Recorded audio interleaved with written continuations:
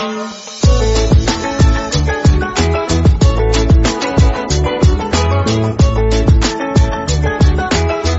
The lord. ప్రభువైన యేసుక్రీస్తు వారు ఈరోజు మనకు అందిస్తున్నటువంటి వాగ్దానం రోమీయులకు రాసిన లేఖ 8వ అధ్యాయం 1వ వచనం. క్రీస్తు యేసునందున్న వారికి ఏ శిక్షా విధియ లేదు, ఆత్మ ద్వారా జీవము.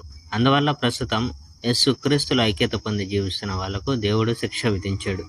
దేవుని ఆత్మ మనం యేసుక్రీస్తుతో ఐక్యత పొందడం వల్ల మనలో జీవాన్ని కలుగజేశాడు.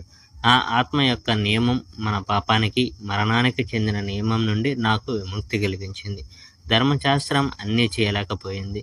పాప స్వభావం దాన్ని బలహీనం చేసింది. అందువల్ల దేవుడు తన కుమారుని పాపాలు చేసే మానవుని రూపంలో పాపలకు బలిగా పంపించాడు. ఆయన వచ్చి మానవుల్లో ఉన్న పాపాలకు శిక్ష విధించాడు.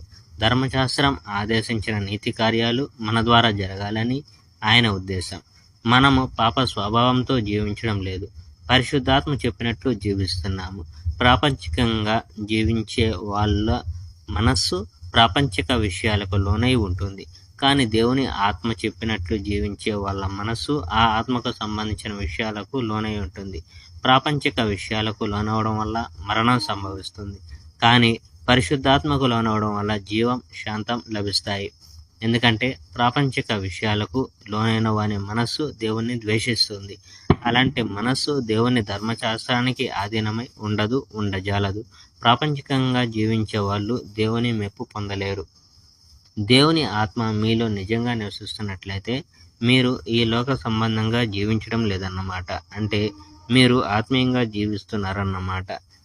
క్రీస్తు యొక్క ఆత్మ తనలో లేనివాడు క్రీస్తుకు చెందడు.